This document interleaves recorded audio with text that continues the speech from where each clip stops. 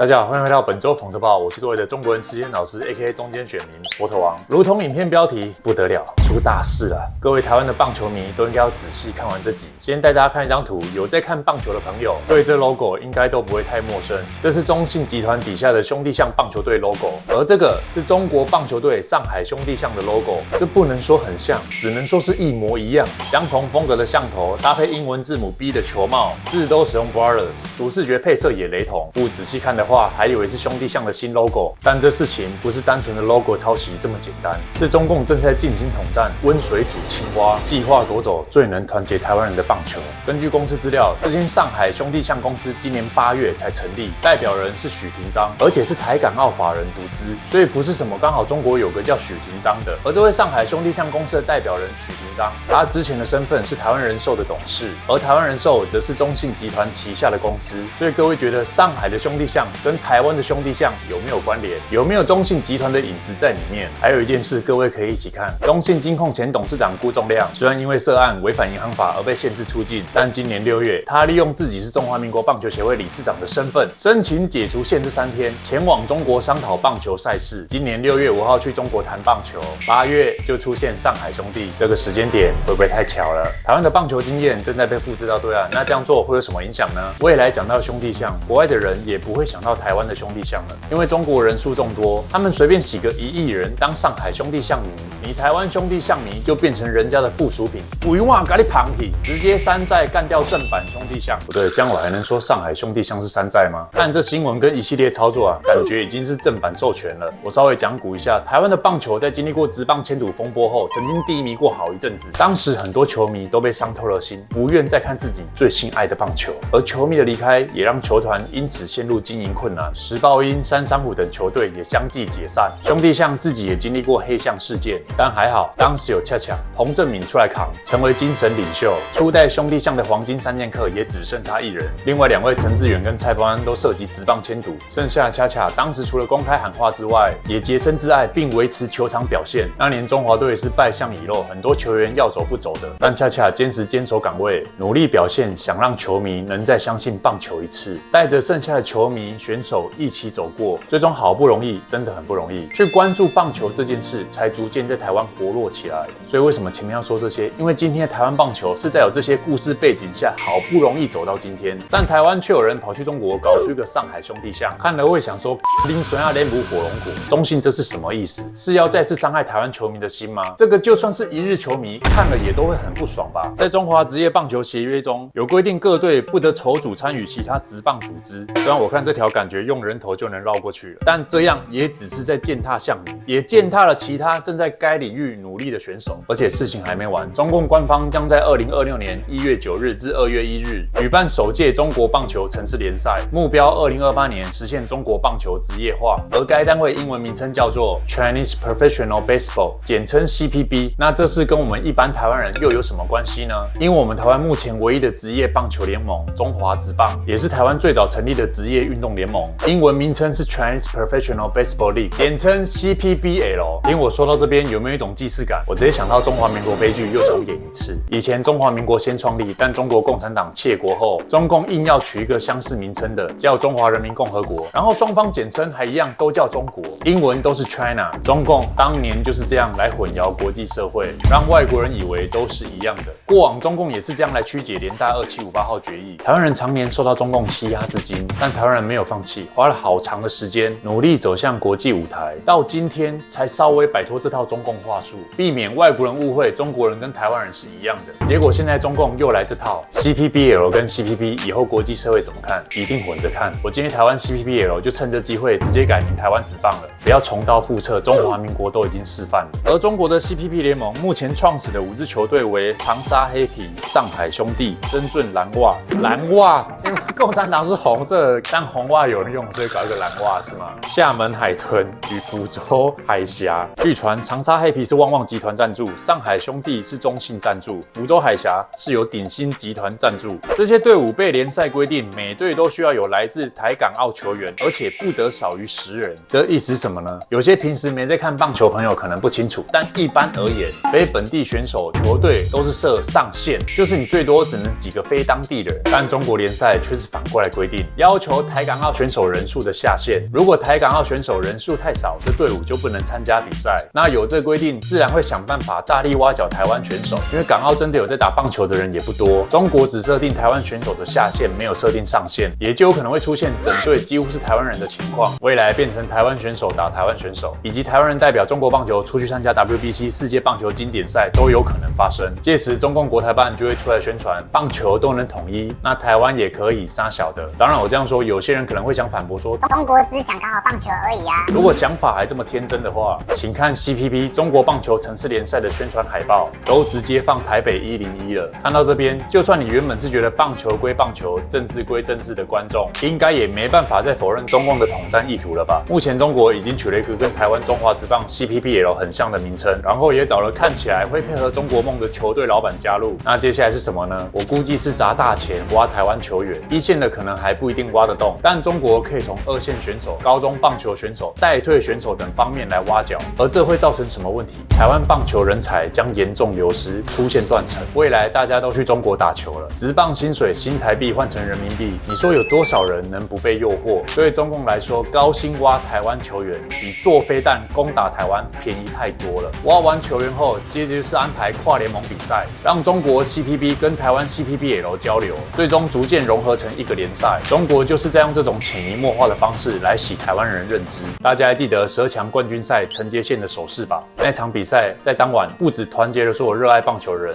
也团结了所有心向台湾的台湾人，大家都共同支持 Team Taiwan。棒球目前是最能团结台湾人的运动，但台湾人越团结，中国就越难侵略成功，所以棒球自然就成为了共党的眼中钉、肉中刺。中国现在搞这个不是要振兴中国棒球，而是要搞垮台湾棒球。有一些选手不了解两岸政治的，可能就被骗过去。他本来只是想打球，但他没意识到自己会踏上一条不归路。台湾经历的职棒签赌事件虽然已经结束，但在中国比赛签赌问题至今依然存在，所以很有可能过去的选手会因为中国棒球签赌问题面临被禁赛的情况。中共也特别喜欢用台湾人做统战宣传。我现在就能想象被拐去或是短视尽力自愿去的选手被当统战样板，在荧幕前喊自己来自中国台湾，说自己中国人祖国万岁，台湾是中国不可分割的一部分之类的。而这都是环环相扣的，也会连带影响国际社会对台湾的观感。就算出现有骨气不愿参与其中的棒球选手，但当其他同行都在被吸收成台湾省球员时，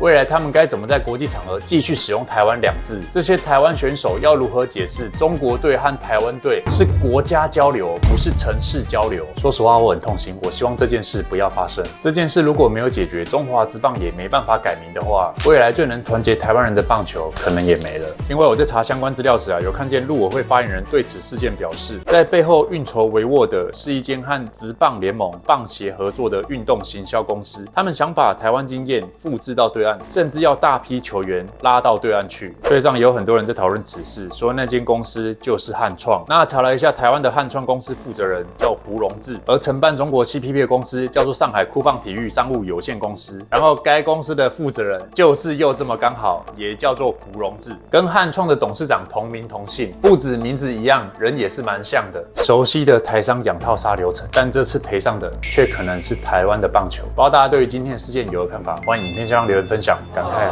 如果大家不愿意看见没有棒球的台湾，请多多转发这件事，让更多人关注到此事，看看更多人关注此事能不能带来一些转机。但如果觉得这件事牵扯到政治就不想谈的话，只能说有这样想法的人太聪明了，聪明到不碰政治的人，注定被比你愚蠢的人统治。你不碰政治，政治也会来干预你的生活。但由于我现在是一位中间选民，又是一位中国人实习生导师，因此我在这边要擅自代表台湾兄弟象迷和上海兄弟象做个交流。上海兄弟象你们要复制，就连应援一起复制。台湾兄弟象迷要支持场上选手时，是有固定的应援，例如场上选手是陈子豪，球迷就会喊炸裂陈子豪，一击炸裂陈子豪。因此上海兄弟象迷，你们可以喊炸裂习近平，一击炸裂习近平。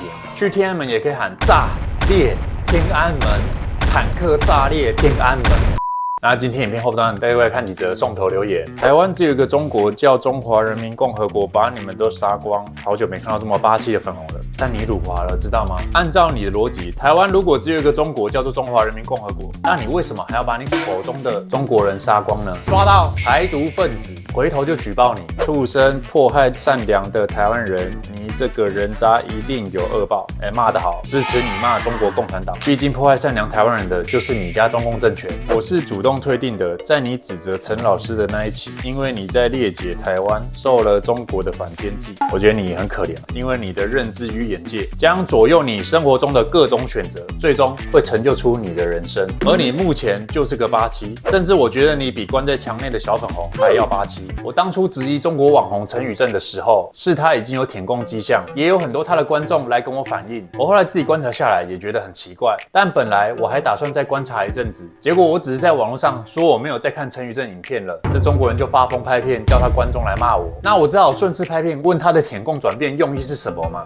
正常人如果被其他人质问，通常会什么反应？以我自己来举例好了，如果今天有人说我舔共，那我一定是看他说我做了什么事情，会被他骂是舔共，然后我回应澄清。像我以前曾去中国拍广告，也被一些网友攻击说我那是舔共，但我也是用行动证明，我当时根本没舔，我没有伤害台湾，没有像其他艺人在那边发文说什么祖国生日快乐，或是喊什么两岸统一，我过去都没有这样的言论，我是站着去赚钱的。而以我现在的经验来看，以前不懂两岸政治的我会觉得当时的中共有意想慢慢透过这些合作来让我逐渐成为中国对台的统战样板。但后来发生了我在影片中喊了一句总统而被粉红骂，才让我察觉中国是带有政治目的在接近你的，我也才转变成去了解两岸政治，最后也做了我的选择，那就是我想当台湾人。这些老观众都知道啊，也不是我自己在这边乱说，就不赘述了。那我面对被说舔共的质疑，是这样的方式在说明澄清。而那位中国网红陈宇正是怎么澄清的？他没有澄清，他只有谩骂跟说有内情，然后鬼转成因为我质疑他，所以他就无差别攻击所有台派支持者，至今开始转变成替中共洗地的小粉红。恰恰做了他的选择，我也做了我的选择，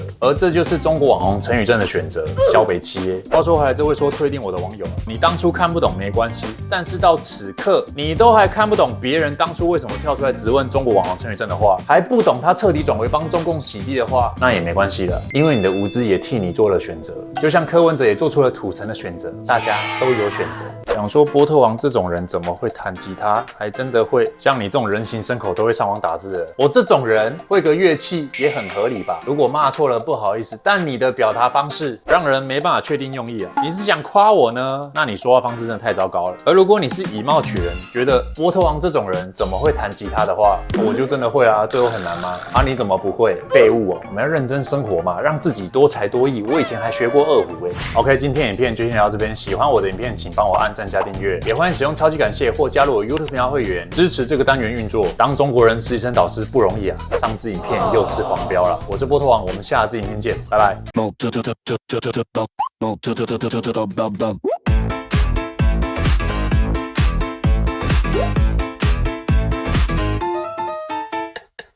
黑夜的窗边，雾气弥漫世纪，官方新闻定调一句话：例外坠楼不要追溯。网络上传言狂舞，又被删又被封锁。你问证据在哪里？我们依法办理。那声音像假面误会的古典，说别问太多，他们说别聊太深。